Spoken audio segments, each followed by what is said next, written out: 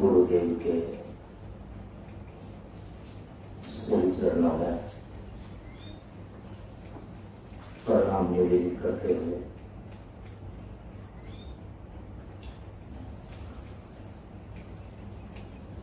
वेद के मंत्रों का उच्चारण कर लें।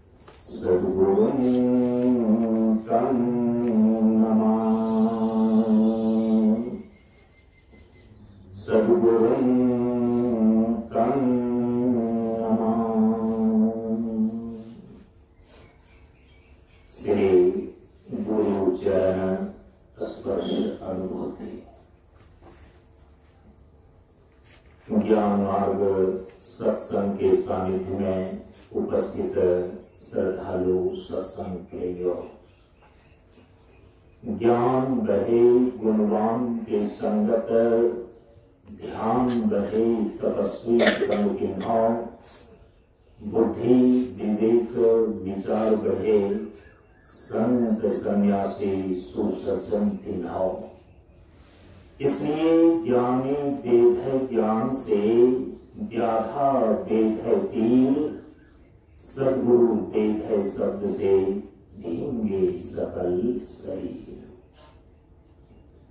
प्रेमियों, हम सभी लोग प्रशांत योगाश्रम 50वां मंच पर परम पूज्य गुरुदेव बाबा शांतानंद जी महाराज की 75वीं वर्षगांठ हीरक जयंती महोत्सव के उपलक्ष्य में आयोजित 19 अप्रैल वैशाख कृष्ण चतुर्दशी से लेकर 23 मई सन 2023 ईस्वी ज्येष्ठ शुक्ल गंगा दशहरा की तिथि तक आयोजित 42 दिवसीय साधनात्मक कार्यक्रम के आज हम सभी लोग 42वें दिन पूर्णाहुति सत्संग के अंतिम वेला में उपस्थित हैं। हम सभी लोग परम पूज्य गुरुदेव की कृपा से इस हीरक जयंती महोत्सव सत्संग सत्र में परम पूज्य गुरुदेव के द्वारा प्रतिपादित ज्ञान मार्ग के सिद्धांत और उनके विचार दर्शन को समझने का प्रयास किया। अब इस अंतिम वेला में परम पूज्य गुरुदेव को स्मरण करते हुए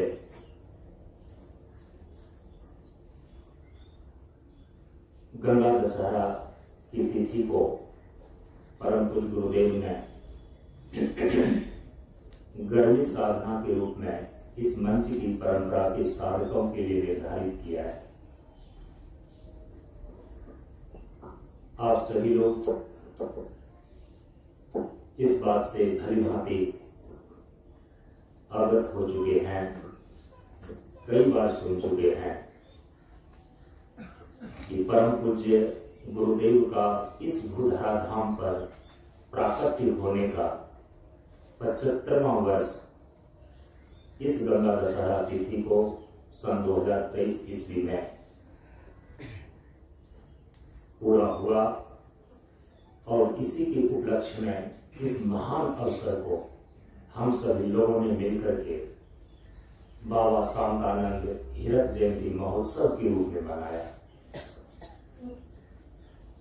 परम पूज्य गुरुदेव ने हम सभी लोगों को निर्देश दिया, जब परम पूज्य गुरुदेव की 50वीं वर्षगांठ स्वर्ण जयंती के रूप में उनके साक्षात सानिध्य में सन 1998 ईस्वी में विद्यापति नगर में मना रहे थे। उसी अवसर पर उसी समय परम पूज्य गुरुदेव ने यह घोषित किया कि मेरे जन्म दिवस को, मेरी जयंती को साधनात्मक तरीके से मनाया जाए। ऐसे जब कोई जन्मदिन मनाया जाता है तो उसको भौतिक स्तर से मनाया जाता है, खान पान की उसमें ज्यादा व्यवस्था की जाती है, भंडारा किया जाता है। परंतु गुरुदेव ने कहा कि ये पारंपरिक रूप से जो जयंती मनाने की हमारे अध्यात्म क्षेत्र में भी परंपरा रही है, हमें इसको बदलना है। बाबा शांतानंद का प्राकट्य इस धरती पर मानव को साधना की दिशा प्रदान करने के लिए हुआ है। ये स्मरण में बना रहे, इसीलिए बच्चा यदि जन्मोत्सव मनाना ही है तो तुम लोग इसे साधनात्मक रूप में मनाना। और गंगा दशहरा की तिथि को परम पूज्य गुरुदेव ने गर्मी साधना के रूप में निश्चित कर दिया और उसी समय से हम लोग प्रत्येक वर्ष गंगा दशहरा की तिथि को गर्मी साधना के रूप में, जो परम पूज्य गुरुदेव के द्वारा 3 विशेष साधना का निर्देश दिया गया है, जाड़ा साधना, गर्मी साधना और बरसात साधना। तो जो कि गंगा दशहरा ज्येष्ठ शुक्ल पक्ष 10वीं तिथि को आता है और उस समय ऋतु के अनुसार से गर्मी की ऋतु होती है। तो गर्मी की ऋतु को लेकर के ग्रीष्म काल में परम पूज्य गुरुदेव ने गर्मी की साधना के रूप में इसको निश्चित कर दिया और उसी के अनुरूप जहां तक हो सका हम सभी लोगों ने इस पूरे महोत्सव को साधनात्मक तरीके से मनाया।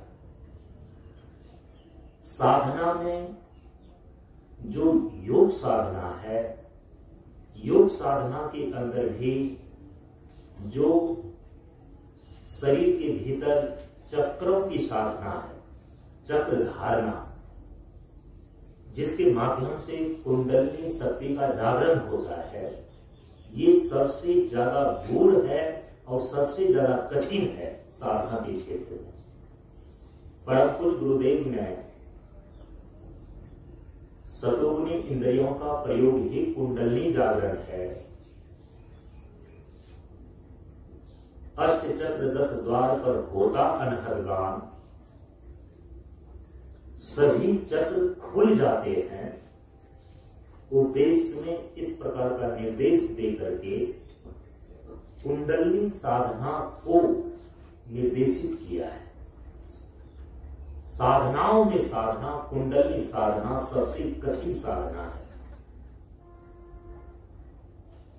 ठीक 21 साल पहले इसी जगह पर परम पूज्य गुरुदेव का यह 18वां मंच है, 50वां मंच। इसी जगह पर मैंने कुंडलिनी योग की साधना, चक्र जागरण की साधना व्यक्तिगत रूप से इस जगह पर मैंने किया था और मुझे संतोष है,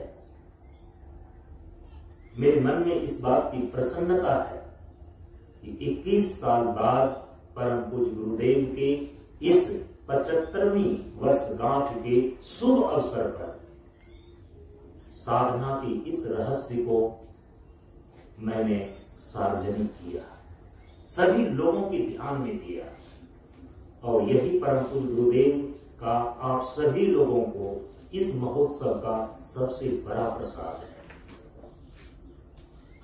जिन लोगों ने इसमें भाग लिया है, जाना है, समझा है, आप उसको अपने जीवन में धारण करें। उसमें यदि किसी प्रकार से कहीं कोई संदेह रह जाता है, यहाँ से आप मार्गदर्शन प्राप्त करें और अपने जीवन को कुंडलिनी योग की साधना का सफल अभ्यास करके इसी जीवन में जीवन की पूर्णता को प्राप्त करने का सौभाग्य प्राप्त करें। देखिए अद्भुत संयोग, गंगा दशहरा इस तिथि को इसलिए कहा जाता है, सनातन धर्म की परंपरा में ये माना जाता है कि ज्येष्ठ शुक्ल पक्ष 10वीं तिथि को ही भागीरथी गंगा का इस भूधरा धाम पर अवतरण हुआ था। पहले गंगा स्वर्ग में थी और स्वर्ग से ये उतरी इस धरती पर। इस तिथि को, जिस तिथि को उतरी उसी का नाम पड़ा गंगा दशहरा। 10 माने 10वीं तिथि।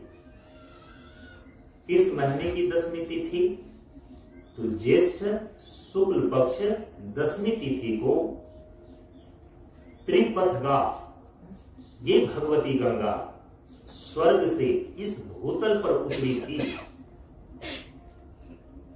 तो गंगा का अवतरण और इसके साथ साथ सन 1948 ईस्वी में इसी भूधरा धाम पर, भारत के इसी भूखंड पर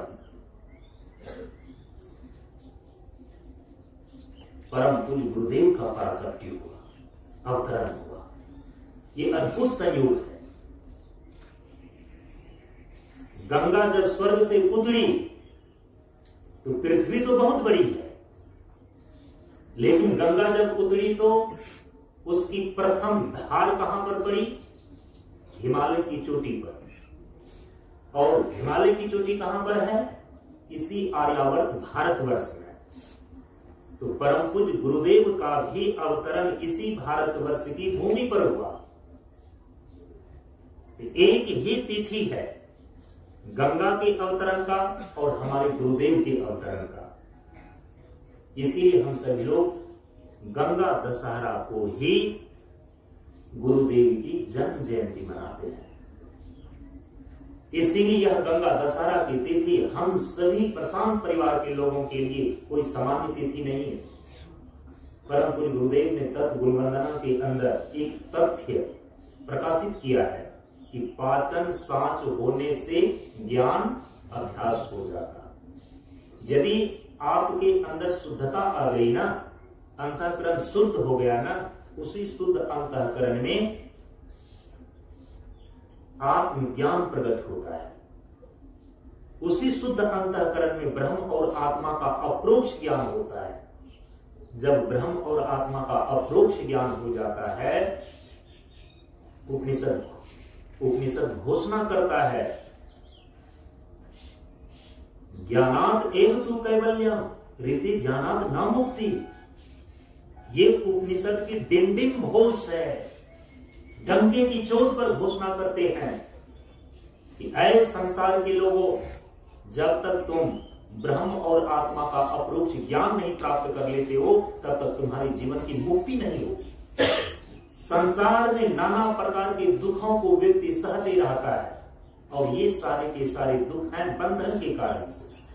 और सभी प्रकार के बंधन का कारण है अज्ञान। और वो भी अज्ञान कैसा? अपने ही स्वरूप का।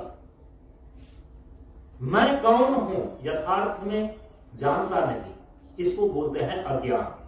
और इसी अज्ञान के कारण से सारे प्रकार के बंधन है, माया है, मोह है, जिसके कारण से यह जीव नाना प्रकार के दुखों को झेलते रहता है।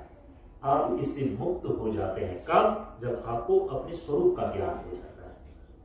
परम पूज्य गुरुदेव ने इसीलिए प्रार्थना की सबसे पहली पंक्ति में इसी चीज को हम सभी लोगों के लिए ध्यान में दिया कि परम प्रभु स्वज्ञान जी का जीवन होवे ज्ञान। ढेर सारे ज्ञान आप संसार के प्राप्त कर लें, वो तथाकथित ज्ञान है, कहने भर के लिए ज्ञान है। लेकिन ज्ञान का तो लक्षण यही है कि यदि ज्ञान प्राप्त होता है तो जीवन की मुक्ति सिद्ध हो जाती है। इसीलिए वो ज्ञान जिससे जीवन का परम पुरुषार्थ मोक्ष सिद्ध हो जाता है, वो ज्ञान है आत्मज्ञान, वो ज्ञान है स्वरूप ज्ञान, वो ज्ञान है ब्रह्म और आत्मा का अप्रोक्ष ज्ञान। और ये ज्ञान होगा कैसे? परम पूज्य गुरुदेव कहते हैं, ज्ञान एक दिन में नहीं होता, उसके लिए अभ्यास करने की जरूरत पड़ती है। उपनिषद घोषणा करता है कि आत्मा वारि द्रष्टव्य। यदि आत्मज्ञान प्राप्त करना चाहते हो, ब्रह्मात्म तत्व का दर्शन करना चाहते हो, तो कैसे होगा? आत्मा वारि द्रष्टव्य, श्रोतव्य, मंतव्य, निधिध्यासितव्य। आत्मज्ञान प्राप्त करने के 3 चरण हैं। 3 प्रकार की चीजों का अभ्यास करना पड़ता है। पहला है श्रवण। किसी भी चीज को सुन लेना श्रवण नहीं कहलाता है। यहां श्रवण का अभिप्राय है ब्रह्म और आत्मा के यथार्थ स्वरूप को श्रोत्रिय ब्रह्मनिष्ठ सद्गुरु के मुख से उसको सुनना। ब्रह्म और आत्मा का स्वरूप कैसा है, ब्रह्मात्म तत्व के विषय में श्रवण करना, ये श्रवण कहलाता है। फिर है मनन और इसके बाद है निधिध्यासन। तो इसको बोलते हैं अभ्यास। परम पूज्य गुरुदेव कह रहे हैं कि जो ब्रह्म और आत्मा का ज्ञान सबसे अंतिम चरण में तुम्हें उपलब्ध होगा, उसका भी अभ्यास करना पड़ता है, जिसको बोलते हैं वेदांत साधना। त्याग विवेक अभेद रहे जब आपन जीवन साधन किन्हो। ज्ञान हुआ जब शांत हुआ, 2 पावों का पद्मासन त्याग विवेक अभेद हुआ, जल चेतन का अनुशासन। कि पाचन सांच होने से ज्ञान अभ्यास हो जाता। सारी प्रकार की साधनाएं इसलिए की जा रही हैं कि सबसे पहले अंतःकरण शुद्ध हो जाए। आत्मज्ञान होने में 3 ही प्रतिबंध है, मल, विक्षेप और आवरण। मल निवृत्त हो जाए तो शुद्धि की अवस्था मानी जाती है। विक्षेप निवृत्त हो जाए तो शांति की अवस्था मानी जाती है। और आवरण की निवृत्ति हो जाए तब सत्योपलब्धि की स्थिति मानी जाती है। तो शुद्धि हो, शांति हो, फिर जाकर होता है सत्य की उपलब्धि, सत्य स्वरूप का यथार्थ ज्ञान।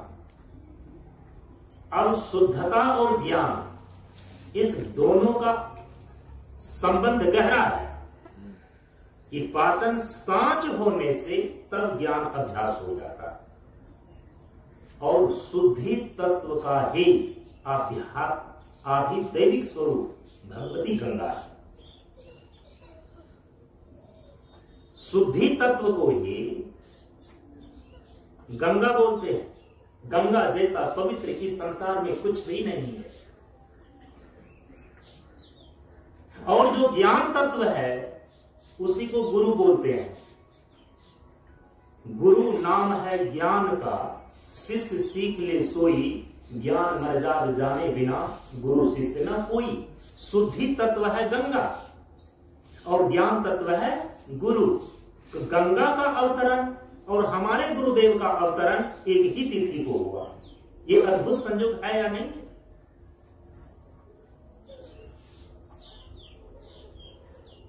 कि पाचन सांच होने से ज्ञान अभ्यास हो जाता। इस दोनों को चरितार्थ कर रहा है ये गंगा दशहरा की तिथि। शुद्धि तत्व भी और ज्ञान तत्व भी, दोनों का अद्भुत संयोग। परम पूज्य गुरुदेव ने जब अपने जीवन का संन्यास जीवन आरंभ किया, परम पूज्य गुरुदेव ने बताए थे कि गृह त्याग करने के पश्चात उन्होंने जो अपने जीवन में सबसे पहली साधना की, सबसे पहला काम किया इस अध्यात्म क्षेत्र में, वो सबसे पहली साधना थी गंगा जी की परिक्रमा। गंगोत्री से लेकर गंगा सागर तक परम पूज्य गुरुदेव ने नंगे पांव पैदल चलते हुए परिक्रमा किया। ये उनके जीवन की सबसे पहली साधना थी गृह त्याग करने के बाद संन्यास जीवन धारण करने पर।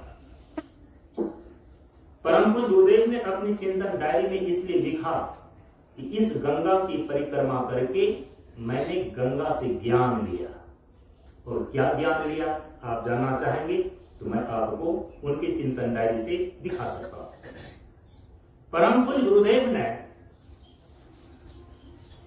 पूरे के पूरे इस परंपरा के लिए, इस मंच की परंपरा के लिए साधनात्मक रूप में कुंडलनी योग की साधना, जो भीतर की साधना है, और यदि उपासना के दृष्टिकोण से कहें तो अग्नि तत्व सूर्योपासना, उपासना में सूर्योपासना, और योग साधना के अंदर कुंडलनी योग की साधना,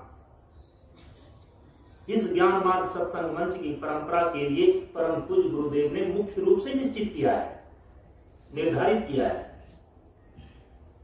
और जब आप सभी लोग तत्वों पर सम्यक चिंतन के रूप में विचार का श्रवण किया है, तो पांचों तत्वों में केवल और केवल एक ही तत्व है जो सभी तत्वों को प्रकाशित करता है, और वो तत्व है अग्नि तत्व सूर्य। बीच में रहने के कारण से इसका महत्व ऐसे ही बढ़ जाता है। पृथ्वी को प्रकाश नहीं, जल को प्रकाश नहीं, वायु को प्रकाश नहीं, आकाश को प्रकाश नहीं, अग्नि बिना सोना सब संसार, पूरा संसार अंधकार में डूबा रहता है, सभी तत्व अंधकार में पड़े रहते हैं यदि अग्नि तत्व सूर्य का प्रकाश न हो तो। परम पूज्य गुरुदेव ने इसीलिए कहा कि मैंने सूर्य से भी शिक्षा लिया, सूर्य से लिया शिक्षा, और गंगा से लिया ज्ञान। जल तत्व से संबंधित जो जल का सबसे उत्कृष्ट रूप है वो है गंगा जल। हमारे संत महापुरुष तो यहां तक कहते हैं, हमारे शास्त्रों में लिखा हुआ है, ये जो गंगा जल है ना, ये कोई सामान्य जल नहीं है। हमारे शास्त्रों में किसको कहा गया है? ब्रह्म द्रव। ब्रह्म माने परम तत्व, और वही परम तत्व यदि द्रव रूप में उपलब्ध हो जाए तो उसको बोलते हैं गंगा जल। आज लोगों ने गंगा को दूषित किया है, इसीलिए उसके पानी में कीड़े लग जाते हैं।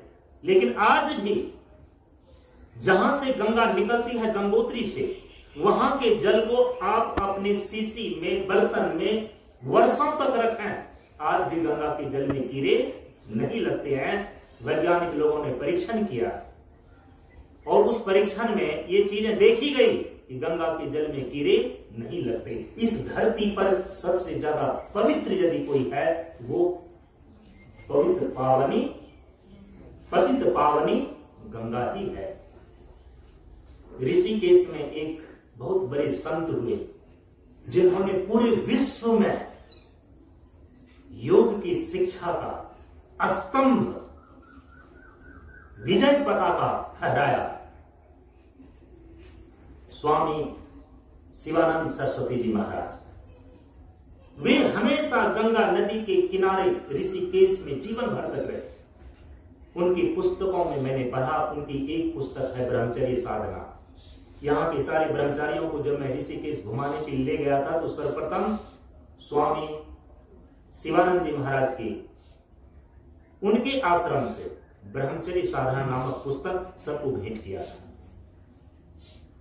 उस पुस्तक में लिखा हुआ है कि जो निराकार ब्रह्म है, जिसका न कोई रूप है न कोई आकार है, निराधार है, निर्विकार है, निर्विचार है, मैं उस निराकार ब्रह्म की उपासना नीर आकार के रूप में करता हूं।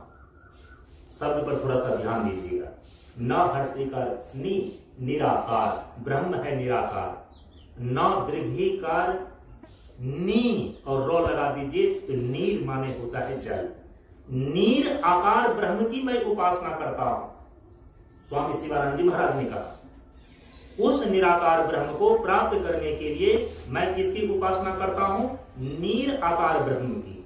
नीर के आकार में, पानी के आकार में जो ब्रह्म है अर्थात गंगा, और उसी की उपासना करके पूरे विश्व में योग का उन्होंने जो स्तंभ स्थापित किया, योग की किरण पूरे विश्व को उनके 6 शिष्यों के द्वारा फैलाया गया। ऐसे ऐसे महापुरुष जिनको अंतर्दृष्टि प्राप्त होती है वो जानते हैं कि किस प्रकार से यह गंगा ब्रह्म द्रव है। परम पूज्य गुरुदेव ने गंगा से अपना संबंध, अपने जीवन का संबंध बहुत ही गहराई से रखा। आपने कभी ध्यान दिया? परम पूज्य गुरुदेव के जितने भी मंच बने हुए हैं, कहां बने हुए हैं? गंगा के इस किनारे और गंगा के उस किनारे। गंगा की धारा से बहुत ज्यादा दूरी पर परम पूज्य गुरुदेव की मंच नहीं है। और हम सभी ब्रह्मचारी लोगों को परम पूज्य गुरुदेव ने ये निर्देश दिया था कि जब कभी भी तुम हतोत्साहित हो जाना, मैं रहूं या ना रहूं, तुम जो साधु जीवन को धारण किए हो, जब कभी तुम हतोत्साहित हो जाना, निराश हो जाना, कोई उपाय ना दिखने लगे, मां गंगा की गोद में जाकर के बैठ जाना, गंगा के किनारे तुम चले जाना और वहीं पर निवास करना। तुम देखोगे कि कुछ दिन के बाद तुम्हारे भीतर में वो आत्मशक्ति और आत्मबल आ जाएगा। जिस चीज से तुम निराश हो रहे थे वहीं पर तुम्हारा विश्वास जमने लगेगा। परम पूज्य गुरुदेव की इतनी आस्था गंगा पर थी क्योंकि गंगा के अवतरण के साथ ही परम पूज्य गुरुदेव का प्राकट्य हुआ था इस धरती पर। इसीलिए गहरा संबंध है गुरुदेव का। तो सूर्य से शिक्षा और गंगा से ज्ञान, परम पूज्य गुरुदेव ने लिया। गंगा से जो ज्ञान लिया, गंगा की परिक्रमा करके, थोड़ा समय आपके ध्यान में दे दूं इस अवसर पर। परम पूज्य गुरुदेव लिखते हैं कि गंगा जहां से निकली है, प्रखर धारा परम आस्था, श्रद्धा, लगन, उत्साह, निष्ठा पैदा करने की प्रेरणा देती है। गंगा निकलती है कहां से? गंगोत्री से। इस धरती पर सबसे ऊंचा जगह है हिमालय, और हिमालय की जो सबसे ऊंची चोटी है वो है गंगोत्री। वहां से गंगा निकलती है। तो परम पूज्य गुरुदेव कहते हैं कि गंगा से मैंने सबसे पहला यही ज्ञान लिया कि गंगा जहां से निकली है, प्रखर धारा परम आस्था, श्रद्धा, लगन और उत्साह, निष्ठा पैदा करने की प्रेरणा देती है। गंगा से जो दूसरा ज्ञान परम पूज्य गुरुदेव ने लिया वो ये लिखते हैं कि अंत सागर में विलीन होकर विशाल रूप धारण करती है। गंगा तो निकलती है गंगोत्री से, हिमालय से, लेकिन उसका अंत कहां पर होता है? गंगा सागर में जाकर के। तो अंत में ये मिलती कहां पर है? अंत में जो जल की अथाह राशि है समुद्र, उस समुद्र में मिलकर के विशाल रूप धारण करती है। तो परम पूज्य गुरुदेव कहते हैं कि गंगा ये ज्ञान देती है कि महात्माकांक्षी होकर ब्रह्मत्व पद, जो सबसे व्यापक तत्व है, सबसे ज्यादा विशाल है, उस विशालता में ये जीव जो क्षुद्र है, अपनी क्षुद्रता को त्याग करके जो सर्वव्यापक ब्रह्म है, उस ब्रह्म में लीन हो जाए, उसमें समा जाए। जैसे गंगा गंगोत्री से निकलकर सागर में जाकर समा जाती है, उसी प्रकार से ये जीव जो कि बंधन में है, क्षुद्र अवस्था में है, अपनी सारी क्षुद्रताओं को त्याग करके व्यापक ब्रह्म में जाकर के मिल जाए। तो महात्माकांक्षी होकर ब्रह्मत्व पद प्राप्ति का उद्देश्य करती है ये गंगा। तीसरा ज्ञान परम पूज्य गुरुदेव ने ग्रहण किया कि गंगा अपने आप में बहना, उसके भीतर ऊपर जिसकी जो इच्छा हो करना, जीवन में ऐसे ही चलने का उपदेश करती है। गंगा अपने आप में बहती रहती है, उसके भीतर या उसके ऊपर जिसको जो करना होता है करता है। कोई पानी के ऊपर तैरता है, नाव चलाता है, मछली मारता है, और कोई उसके भीतर गोताखोर भीतर जाकर के गंगा के रत्नों को प्राप्त करता है। तो गंगा ये उपदेश करती है, परम पूज्य गुरुदेव ने ज्ञान लिया कि गंगा जैसे अपने आप में बहती रहती है, उसके भीतर अथवा उसके ऊपर जिसकी जो इच्छा हो वो करे, लेकिन अपने में वो बहती रहती है। इसी प्रकार से जीवन में ऐसे ही चलना चाहिए। निश्चलता से चलो, लाभ हानि निंदा अपमान की चिंता ना करो। गंगा से ये ज्ञान दिया परम पूज्य गुरुदेव ने। और चौथा ज्ञान ये ग्रहण किया गंगा से परम पूज्य गुरुदेव ने कि परिस्थिति के अनुसार गंगा कहीं पतली, कहीं चौड़ी, कहीं गहरी, कहीं छिछली, कहीं दक्षिणायन, कहीं उत्तरायण, और कहीं कहीं तो पश्चिमायन हो जाती है। और जीवन में चलने के लिए लक्ष्य तक पहुंचने में ऐसी ही स्थिति होगी।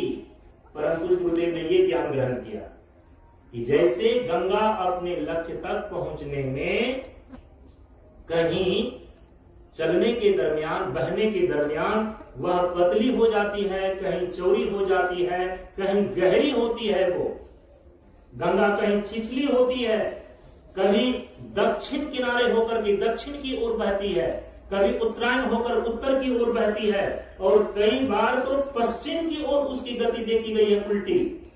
इसी को बोलते हैं उल्टी गंगा बहना। तो गंगा की गति में ये सारी चीजें देखी गई है। तो परम पूज्य गुरुदेव ने कहा कि इसी प्रकार से जीवन में गति करते हुए लक्ष्य तक पहुंचने के लिए ये तुम्हारे जीवन के साथ भी स्थिति हो सकती है, लेकिन चलना होगा। जो इन सारी परिस्थितियों में जीवन की धारा को निरंतर चलाते रहता है, एक दिन उसे अपने जीवन में पूर्णता अवश्य प्राप्त हो जाती है कि जैसे गंगा सारी परिस्थितियों में बहती हुई अंत में सागर में अवश्य मिल जाती है। परम पूज्य गुरुदेव ने 5वां ज्ञान प्राप्त किया।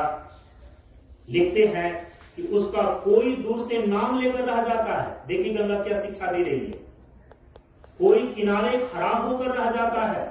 ये परम पूज्य गुरुदेव ने अपनी दृष्टि से इन सारे तथ्यों को अपने भीतर चिंतन मनन के द्वारा दर्शन किया।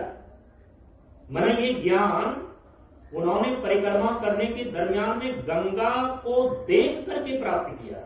निष्कर्ष निकाला उन्होंने कि कोई उसका दूर से नाम लेकर रह जाता है, कोई किनारे खड़ा होकर रह जाता है, कोई अंदर तक प्रवेश करता है, कोई पवित्रता रूप में तो कोई पाप रूप में प्रयोग करता है, किंतु गंगा अपने आप में गतिशील रहती है, वो कभी रुकती नहीं।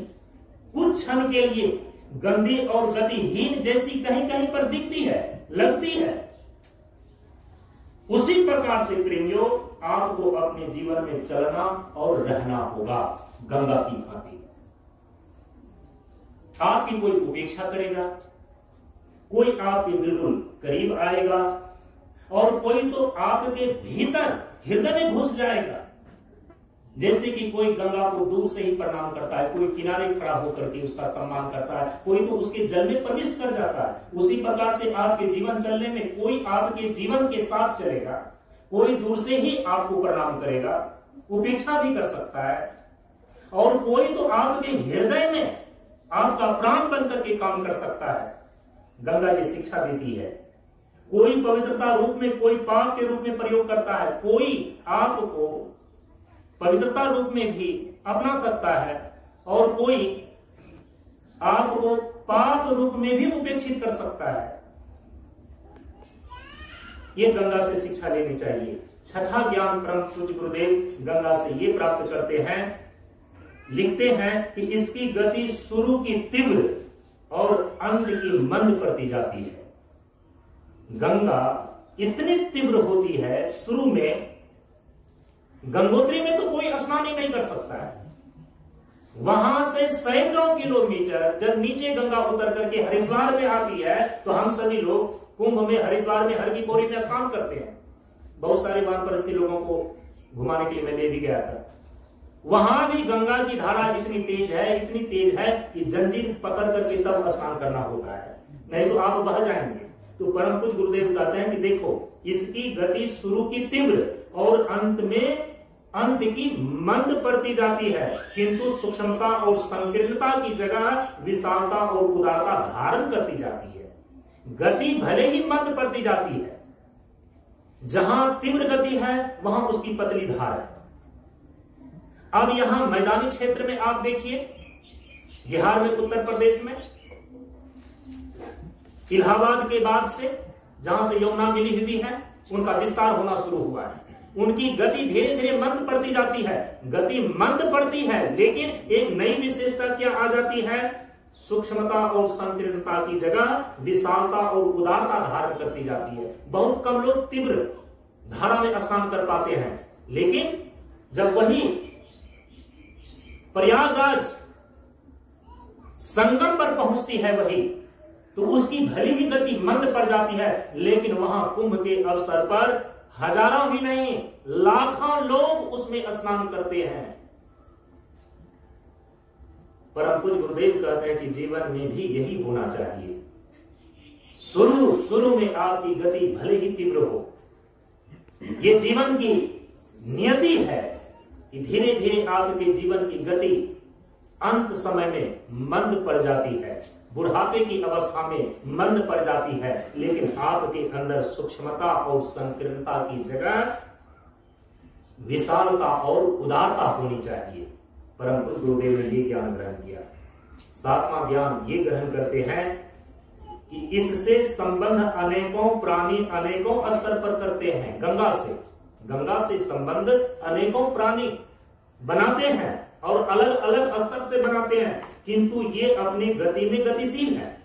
ऐसा नहीं कि कोई उपेक्षा कर दिया तो अपनी गति बदल दी, ऐसा नहीं कि कोई सम्मान कर दिया तो वहीं ठहर गया। साधु का जीवन ऐसा ही होना चाहिए।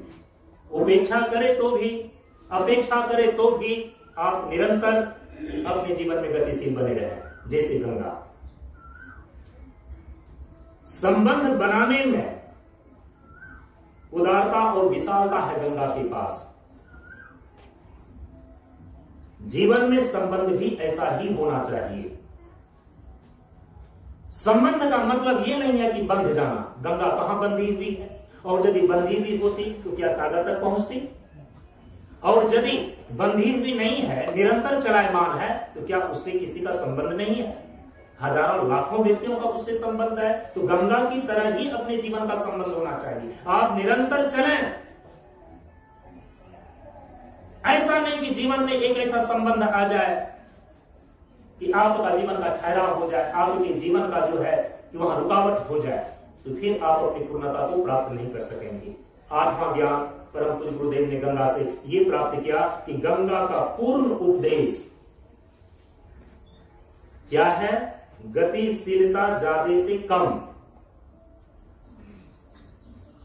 गतिशीलता ज्यादा से कम एवं उदारता और विशालता कम से ज्यादा होती है। परम पूज्य गुरुदेव के कुछ शब्द और पंक्तियां ऐसी होती है, यदि आप उनको निरंतर सुनेंगे तब वो समझ में आएगा। क्या बोल रहे हैं? गंगा का पूर्ण उपदेश गतिशीलता ज्यादा से कम। उनकी गतिशीलता पहले तीव्र होती है, फिर इसके बाद मंद पड़ जाती है। लेकिन उदारता और विशालता पहले कम होती है और बाद में ज्यादा हो जाती है। ये केवल गंगा में देखा जा सकता है। परम पूज्य गुरुदेव ने गंगा से ये ज्ञान लिया। लेकिन सामान्य जीवन में व्यक्ति का क्या होता है? पहले पहल बड़ी आव चाव से सब कुछ करने को वो तैयार रहता है।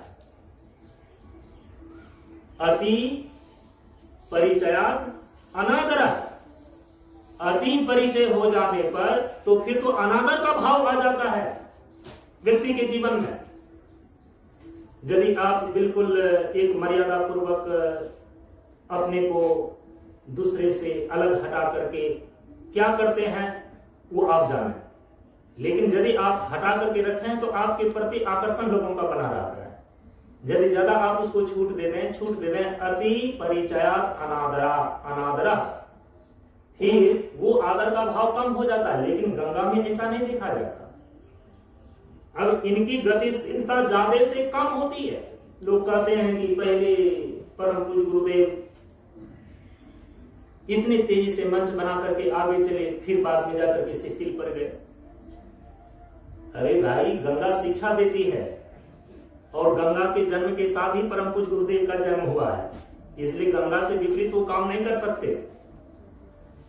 गंगा से उन्होंने जो ज्ञान लिया वही काम उन्होंने अपने जीवन भर तक में किया है। गतिशीलता ज्यादा से कम, लेकिन उदारता और विशालता कम से ज्यादा होती है। नौवां जो ज्ञान ग्रहण किया परम पूज्य गुरुदेव ने, कहा कि ये उदारता और विशालता का अर्थ परोपकार से है, दूसरों को अपने में काम करने देने से और लाभ लेने देने से है ये उदारता और विशालता। जैसे जैसे गंगा की गति कम पड़ती जाती है, वो दूसरे का उपकार ज्यादा करती है। जहां तीव्र गति है गंगा की, क्या वहां उस पानी से आप क्या अधिक से अधिक लाभ ले सकते हैं सिंचाई वगैरह के रूप में? आज सरकार इसलिए उस पर बांध दिया है। गंगा की जो निर्मल और अविरल धारा है उसको विकृत कर दिया है और उसके दुष्परिणाम भी आ रहे हैं। हिमालय में भूस्खलन हो रहा है। आप लोगों ने देखा कि केदारनाथ में बादल फटा और शहर के शहर जो है कि डूब गए उसमें। अभी बद्रीनाथ में जो है कि दरारें पड़ रही है। ये सरकार की और दूरदर्शिता के कारण से और दूरदर्शी योजना के कारण से विकास के नाम पर वो विनाश का रास्ता अपनाया हुआ है। लेकिन परम पूज्य गुरुदेव ने कहा है कि प्रकृति अपना अवश्य संतुलन बना लेगी और पलक झपकते संतुलन बनाएगी। जब प्रकृति संतुलन बनाने लगती है तो आप कहते हैं कि प्रलय आ गया है। ये प्रलय आने की स्थिति, ये नौबत लाता कौन है? आपका गलत जीवन शैली ही प्रकृति को एक भयावह रूप धारण करने के लिए मजबूर करती है। उदारता और विशालता का अर्थ परोपकार से है। जैसे जैसे गंगा आगे बढ़ती है, अधिक से अधिक लोगों का परोपकार होते चला जाता है। दूसरों को अपने में काम करने, देने और लाभ लेने देने से है परोपकार का अर्थ। और अंतिम में परम पूज्य गुरुदेव ने कहा कि महत्वाकांक्षी स्तर पर उदार विशाल होना ही ब्रह्मत्व है। महत्वाकांक्षी ऐसा न हो कि पूरे दुनिया पर हम अकेला साम्राज्य करना चाहते हैं। ये गलत महत्वाकांक्षा है और गलत महत्वाकांक्षा की ये पागल दौड़ है। इसी पागल दौड़ में सिकंदर सम्मिलित हुआ। तलवार की नोक से उन्होंने पूरे विश्व पर अपना साम्राज्य स्थापित करना चाहा, लेकिन जब भारत में दंडरायण ऋषि से उनकी भेंट हुई, उनसे जो थोड़ी देर के लिए उन्होंने शिक्षा प्राप्त किया, अंत में उनके जीवन की दिशा बदली, लेकिन तब तक उसकी मृत्यु हो गई। और मृत्यु के समय उन्होंने अपनी अर्थी पर साफ साफ अक्षरों में लिखवाया था, इकट्ठे कर जहां के जल, सभी दुनिया के मालिक थे। सिकंदर जब गया दुनिया से तो दोनों हाथ खाली थे। इसीलिए यहां पर दूसरे पर आधिपत्य करना यह ब्रह्मत्व नहीं है, बल्कि अपने मन पर नियंत्रण रखना। मन हारा तो हार गया, तो मन जीता तो हो गई जीत। सबको छोड़ एक मन को जीतो, यही है विश्व विजय की नीति। सिकंदर चला था दुनिया को जीतने के लिए, लेकिन खुद से हार गया। इसलिए जो खुद पर विजय प्राप्त करता है, यथार्थ वह पूरी दुनिया पर विजय प्राप्त कर लेता है। परम पूज्य गुरुदेव कहते हैं, इस प्रकार से उदारता और विशालता को, अपनी महत्वाकांक्षा को सतोगुण स्तर पर रखें। अहम ब्रह्मास्मि, ये अनुभूति ब्रह्मत्व आपके अंदर घटित हो जाए। गंगा तब तक नहीं रुकती है, तब तक नहीं हारती और थकती है, जब तक कि वह सागर में नहीं समा जाती है। उसी प्रकार से जीव की निरंतर गतिशीलता का नाम जीवन है। आप अपने जीवन में तब तक न हारें, तब तक न थकें, तब तक आप चलते रहें, जब तक जीवन की पूर्णता ब्रह्मत्व की स्थिति प्राप्त नहीं हो जाती है। ये रहा गंगा से ज्ञान। परम पूज्य गुरुदेव ने सूर्य से शिक्षा लिया। गंगा से ज्ञान और सूर्य से शिक्षा। सूर्य से क्या शिक्षा मिलती है? परम पूज्य गुरुदेव कहते हैं कि सूर्य के जीवन में भी ग्रहण लगता है। इतने बड़े सूर्य है, पूरी सृष्टि का स्वामी है, सृष्टि का केंद्र है, लेकिन सूर्य पर भी ग्रहण लगता है या नहीं लगता है? अवश्य लगता है। तो आप तो 30 मार कहां हो रहे हैं, ये हो गया, वो हो गया। थोड़ी सी आपके अहंकार को चोट लगती है, और क्यों नहीं होगा आपका? भगवान अवतार लेते हैं राम, उनको वन वन भटकना पड़ जाता है। भगवान अवतार लेते हैं कृष्ण के रूप में, उनको भी रणछोड़ भगवान हो जाना पड़ता है जरासंध के युद्ध में। और आप ऐसे 30 मार खां बने फिरते हैं। हमको ऐसा क्यों हो गया? क्यों नहीं होगा जी? इस सृष्टि पर सबके लिए भगवान का नियम बराबर है ना। परम पूज्य गुरुदेव कहते हैं कि सृष्टि के मालिक के ऊपर ही जब ग्रहण लग जाता है तो पुरुष बलि नहीं होता है, समय हो बलवान। लेकिन ग्रहण होने पर भी उदय होने में तथा परिभ्रमण में कोई अंतर नहीं आता है। जीवन में आपको आपत्तियां आएंगी, विपत्तियां आएंगी, लेकिन सूर्य से आप शिक्षा लें। ग्रहण लगे, आफत आए, लेकिन सूर्य कभी भी परिभ्रमण जो पूरे इस ब्रह्मांड में करता है, उसका उदय होना और परिभ्रमण करना ये कभी बंद नहीं होता है। जीवन में सुख आते रहेंगे, दुख जाते रहेंगे। दुख और सुख का आना जाना ये नियति है, लेकिन आप अपने जीवन की गति को अवरुद्ध न होने दें। ये सूर्य से शिक्षा मिलता है। दूसरी शिक्षा, स्वतः द्वारा वाष्पीकरण से स्वयं ढककर लुप्त होते रहता है। देखिए, सूर्य जलाशयों को सूर्य अपनी किरण के द्वारा उनके जल का वाष्पीकरण करके बादल बना लेता है और स्वयं बादल के अंदर छिप जाता है। स्वयं वाष्पीकरण से स्वयं ही अपने आप को ढक लेता है, उसके बीच वो लुप्त होते रहता है। इससे क्या शिक्षा मिलती है? इससे शिक्षा ये मिलती है, जैसे सूर्य स्वतः वाष्पीकरण से स्वयं ढककर लुप्त होते रहता है, तो उसी प्रकार से आपको भी कभी कभी स्वयं से ही संकल्प करके, स्वयं से ही अपने मन में योजना बना करके जो आपने संसार का प्रसार किया है ना, इससे थोड़ा सा दूर अकेले एकांत हो जाना चाहिए। परम पूज्य गुरुदेव ने तो इसीलिए कहा कि एकादशी के दिन तुम समय निकाल लो और निश्चित कर लो कि प्रत्येक एकादशी के दिन 2 घंटा, 4 घंटा, 10 घंटा संसार के माहौल से, जंजाल से हट करके अकेले किसी नदी के किनारे, जंगलों में, पहाड़ों में या खेत खलिहान के एकांत स्थान में 10 घंटा का समय गुजारेंगे। न किसी से बोलना, न किसी से मिलना, व्यर्थ के संपर्क से दूर और अनावश्यक जड़ पदार्थों के चिंतन और प्रयोग से दूर, अपने को थोड़ा सा गुप्त करते रहे। तीसरी शिक्षा, स्वयं द्वारा हवा पैदा कर हल्का होता रहता है सूर्य। सूर्य जो है स्वयं से ही ऑक्सीजन को उत्पन्न करता है और उसी से वो अपने आप को हल्का करते रहता है।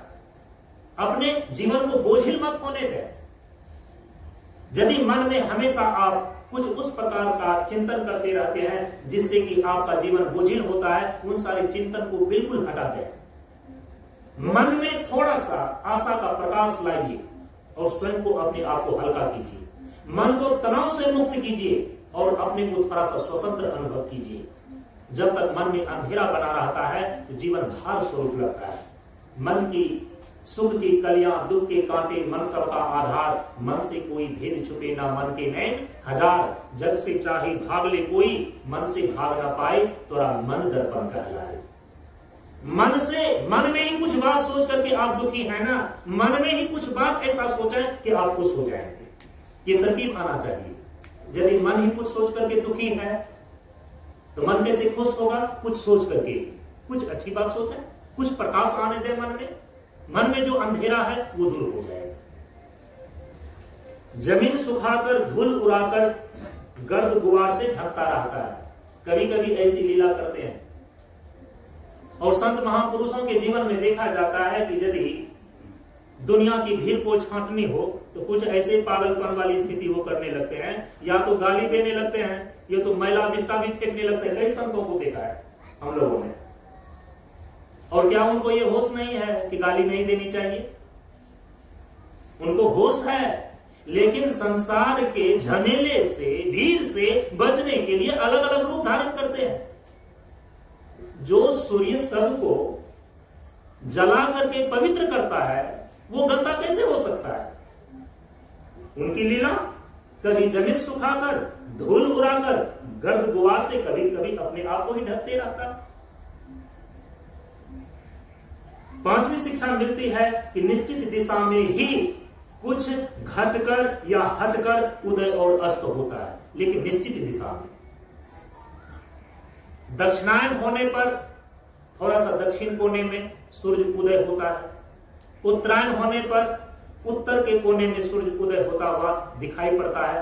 लेकिन ऐसा नहीं है कि कभी घूमते घूमते बिल्कुल यह विपरीत हो जाएगा, नहीं।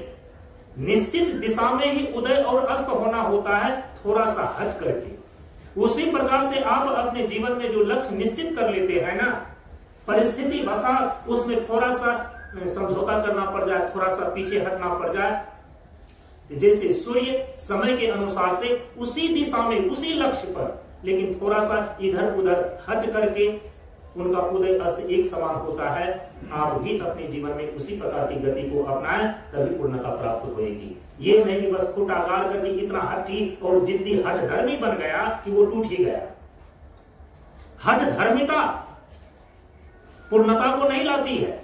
और हम सभी लोगों ने अपने जीवन में देखा है, बाबा के कुछ ब्रह्मचारी इतने हठधर्मी थे, इतने हठधर्मी थे, जीवन के अंतिम समय में वो टूट गया। मैं नाम नहीं लेना चाहूंगा उसका, टूट गए वो। और जो विवेक पूर्वक, परम पूज्य गुरुदेव ने कहा कि बच्चा जीवन बहुत लंबा है, सारा नियम सूत्र सिद्धांत तराजू के एक पलड़े पर रखना और दूसरे पलड़े पर अपनी विवेक को, अपनी सोच समझ को रखना। ये नहीं कि गुरुजी ने कहा कि सीधा चलो, अब सीधा चलने में यदि दीवार आ गया तो उसी से टकरा जाओ। अरे गुरुजी ने कहा सीधा चलो माने कि ज्यादा इधर उधर मत करो, अपने लक्ष्य पर ध्यान रखो। अब गुरुजी की बातों को ले लिया ऐसे कि सीधा चलो, अब सीधा में नाला था तो नाला में गिर गया, ये विवेक का थोड़े प्रयोग है। परम पूज्य गुरुदेव ने कहा कि नियम सूत्र सिद्धांत एक पलड़े पर है और तुम्हारा विवेक एक पलड़े पर होना चाहिए। देखो दोनों में संतुलन है कि नहीं है। तो उदय रवि होता, अस्तोदय होता रवि एक समान। पहले तो तत्व गुरु वंदना में ये पंक्ति थी। सातवीं ये शिक्षा है कि गतिशीलता में समानता बनाए रखता है, चढ़ना और उतरना एक समान होता है। ऐसा नहीं है कि बहुत तेजी से सूर्य चढ़ जाता है या धीरे धीरे चढ़ता है और उतरना होता है तो अचानक ही नीचे उतर जाता है, ऐसा नहीं होता है। गतिशीलता में समानता है, गतिशीलता तो है लेकिन गतिशीलता में समानता है। इसलिए परम पूज्य गुरुदेव ने उपदेश में ही जीवन की गति की कसौटी बांध दी। सहजता और सरलता के साथ सूर्य की तरह समानता के मार्ग पर गतिशीलता ही जीवन है। अंत में आठवीं जो शिक्षा सूर्य से लेनी चाहिए वो ये है, परम पूज्य गुरुदेव कहते हैं कि सूर्य की कीमत अनुपस्थिति में की जाती है। जितना ही सामने आता है लोग उतना ही दूर भागते हैं। जैसे ग्रीष्म काल में देख लीजिए, सूर्य बिल्कुल आपके सिर के ऊपर है लेकिन सभी लोग सूर्य के सानिध्य को छोड़ करके घरों में छुप जाते हैं। ये नियम है कि जब निकट आता है तो आप दूर भागते हैं और जब जाड़े की ऋतु में दूर चला जाता है, दक्षिण में चला जाता है, दक्षिण ध्रुव की ओर चला जाता है सूर्य, तो आप उनके महत्व को समझने लगते हैं उनकी अनुपस्थिति में। जब सूर्यास्त हो जाता है, अंधकार छा जाता है, तब सूर्य के प्रकाश का महत्व का पता चलता है। परम पूज्य गुरुदेव ने हम सभी लोगों को कहा था, दिल का सोना सा तराना ढूंढेगा, मुझको मेरे बाद जमाना ढूंढेगा। आज जमाना ढूंढ रहा है और जिस समय परम पूज्य गुरुदेव यहाँ पर थे, ये सारे जमाने को अपने काम करने से फुर्सत ही नहीं मिलती थी। थोड़ा सा काम निपटा लो तो बाबा का दर्शन करने जाएंगे। और जब बाबा अज्ञातवास में चले गए हैं, आज 23 साल हो गए बाबा के हिमालय में अज्ञातवास का। उनकी सूक्ष्म प्रेरणाएं, सूक्ष्म मार्गदर्शन साधक को प्राप्त होते रहता है, इसमें कोई दो मत नहीं है। जाने वाले नहीं भी आते तो जाने वालों की याद आती है। श्रद्धा से जो उनको दिल में बसा लेते हैं उनकी हर चीजें याद आती है।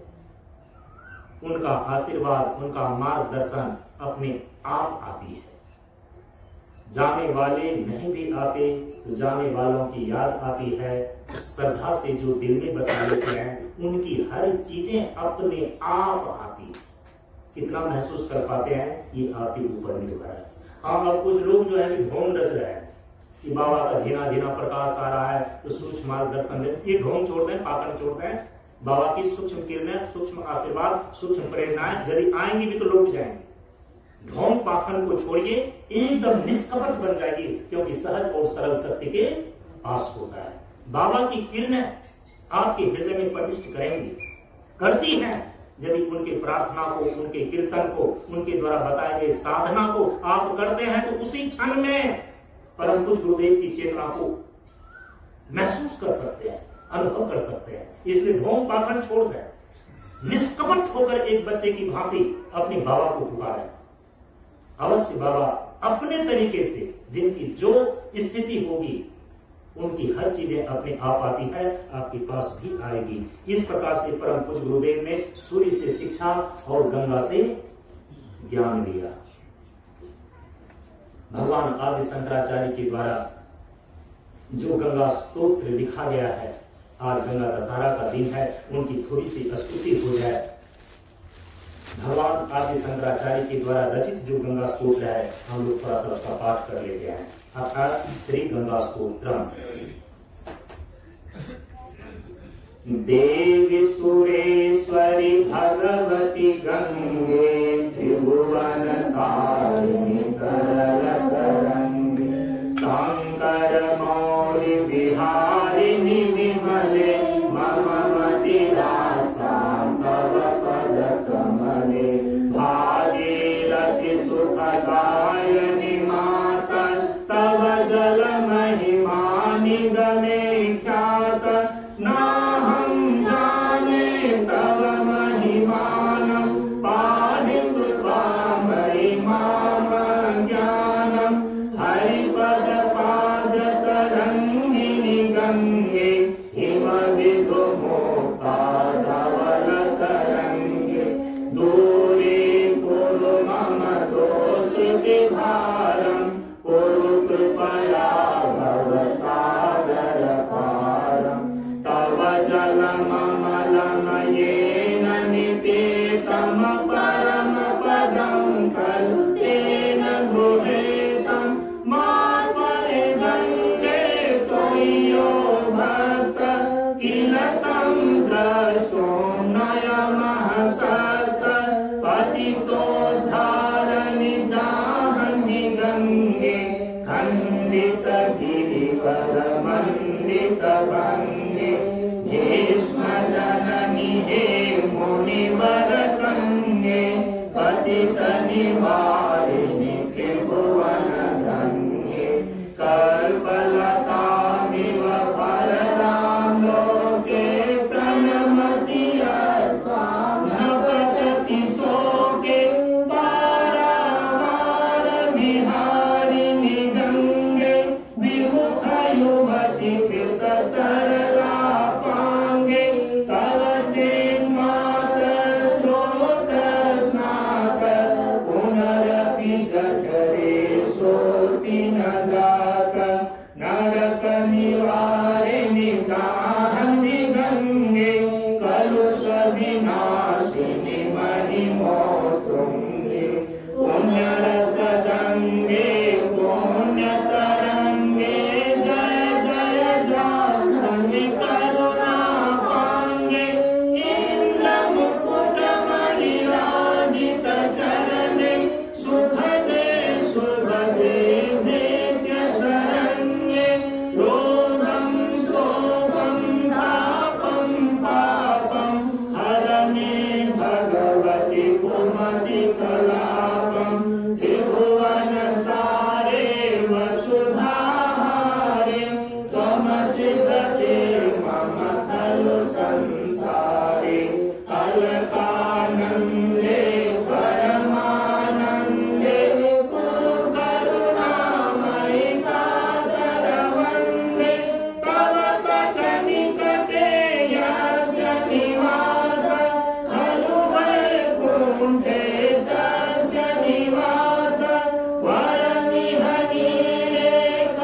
नीलेखमठोमीन किं वा तीरे शरदर्शिन अथवा स्वपचो मलिनो दीनस्तव नहि दूरे नृपति कुलीन भो भुवनेश्वरि पुण्ये धन्ये देवी तव मयि मुनिवर कन्ये गंगास्तव विमलमलं नित्यं पठति नरो यः सदयति सत्यं येषां हृदये गंगा भक्ति तेषां भवति सदा सुखमोक्ति मधुराकान्ता पञ्चटिकाभि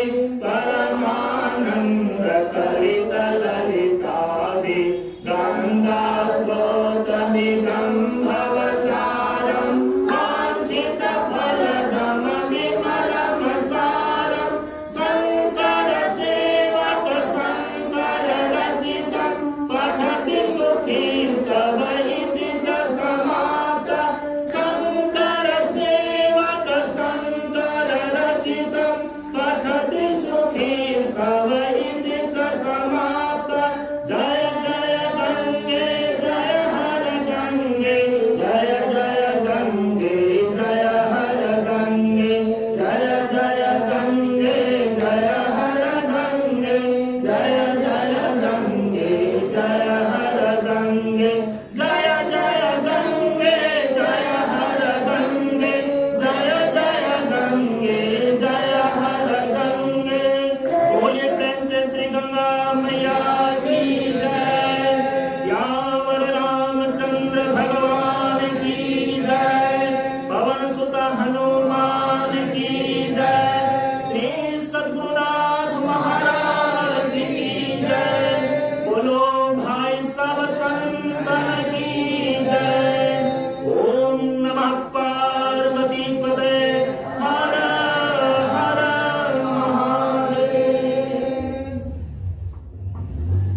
प्रकार से हम सभी लोगों ने गंगा स्तोत्र का पाठ किया। ये योग साधना की पूरी भागीरथी 42 दिनों तक जो चला, चक्र साधना प्रधान सप्ताह, प्रथम सप्ताह मूलाधार चक्र प्रधान,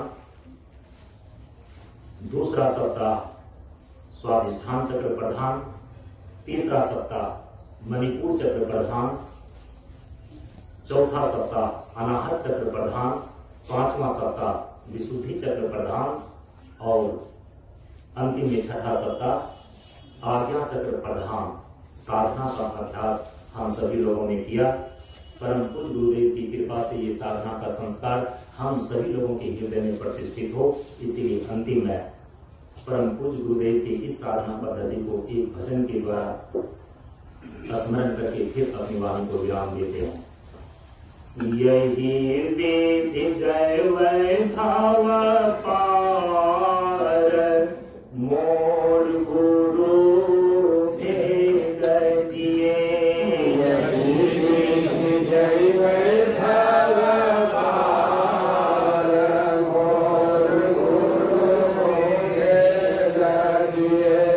यही विधि जय वैभाव पार, मोर गुरु भेद दिए।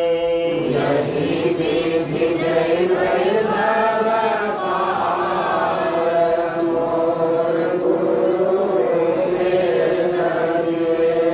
राम माज फूटी फूटी ऐत पाँच रंग वाहो। राम माज फूटी फूटी ऐत पाँच रंग वाहो। राम माज फूटी फूटी ऐत पाँच रंग वाहो। राम माज फूटी फूटी ऐत पाँच रंग वाहो। देखबै अजब रंग रूप, मोर गुरु भेद दिए। देखबै अजब रंग रूप, मोर गुरु भेद दिए। यही विधि जय वैभाव पार, मोर गुरु भेद दिए। यही विधि जय वैभाव पार, मोर गुरु भेद दिए। दृष्टि युगल कर लेवै सुख मनिया हो। दृष्टि युगल कर लेवै सुख मनिया हो। दृष्टि युगल कर लेवै सुख मनिया हो। दृष्टि युगल कर लेवै सुख मनिया हो। बिजली चमकिए तार, मोर गुरु भेद दिए। बिजली चमकिए तार, मोर गुरु भेद दिए। यही विधि जय वैभाव पार, मोर गुरु भेद दिए। यही विधि जय वैभाव पार, मोर गुरु भेद दिए। सूरती जे चढ़ी चढ़ी चंद्र निहारत हो। सूरती जे चढ़ी चढ़ी चंद्र निहारत हो। सूरती जे चढ़ी चढ़ी चंद्र निहारत हो। सूरती जे चढ़ी चढ़ी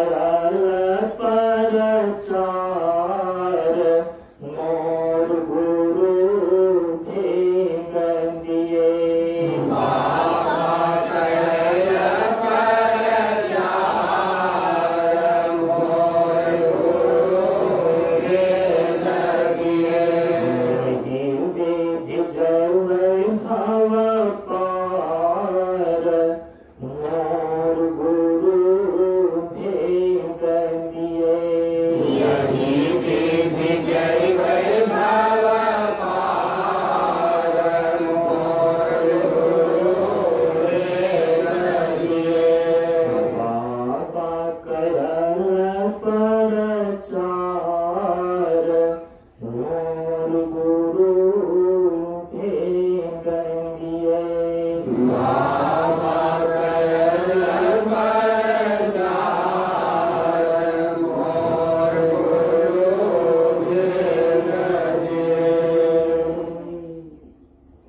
इसी साधना के भाव के साथ गुरुदेव के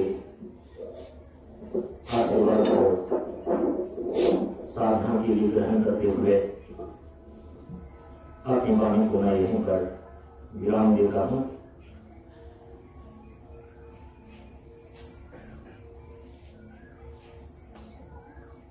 अंत में आप सभी लोग, चूंकि समय 6:15 बज चुका है, अंत में प्रसाद वितरण है। प्रसाद भी आपको यहां से लेकर के जाना है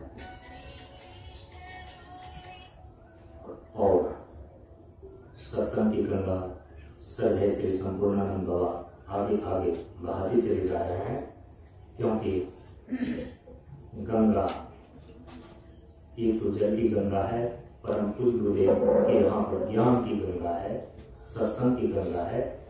श्रद्धे श्री संपूर्णानंद बाबा आगे आगे उसको बहाते चले जा रहे हैं और हम सभी लोग पीछे पीछे उसमें डुबकी लगाते चले। सद्गुरु महाराज की जय। प्रशांत गुरु बाबा की जय। प्रशांत जीवन दर्शन सत्संग की गंगा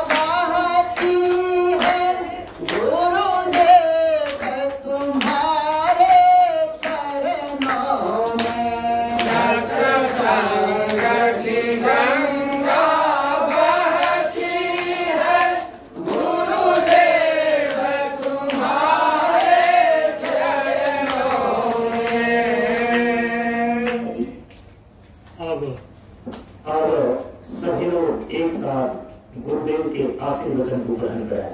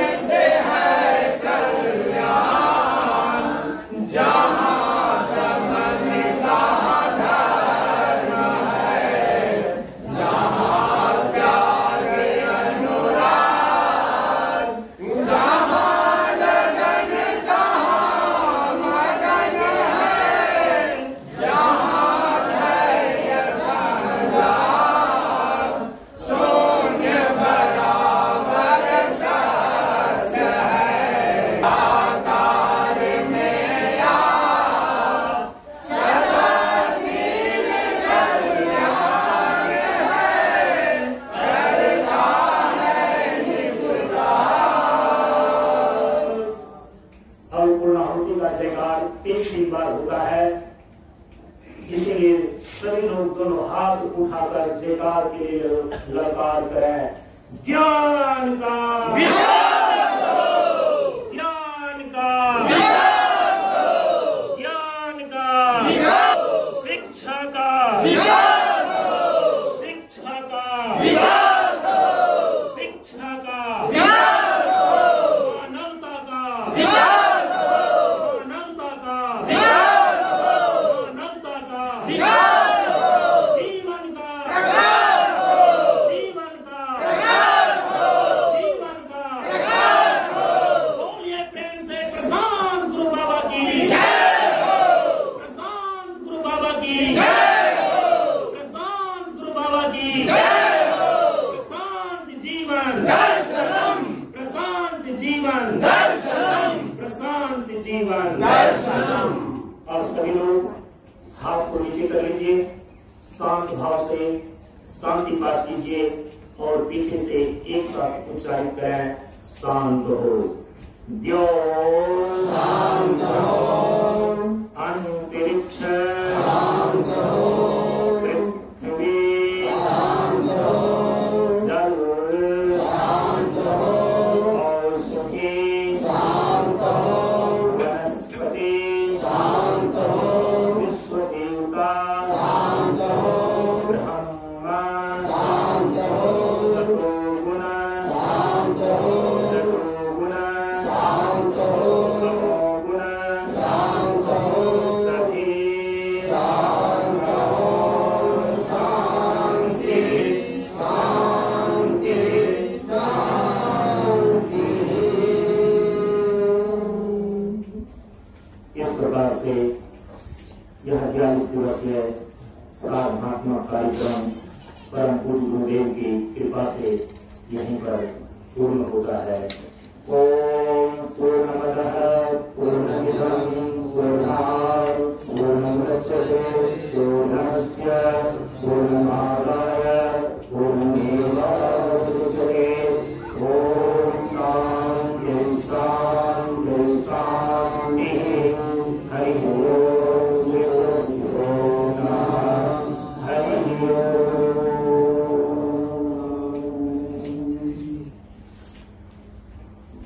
परम पूज्य गुरुदेव के आशीर्वाद से और यहाँ के साधना संस्कार से यहाँ के जन जन और कण कण का जीवन सुख शांति और समृद्धमय हो। इसी मंगलमय भावना के साथ एक साथ बोलिए नमो नारायण नमो नारायण नमो नारायण।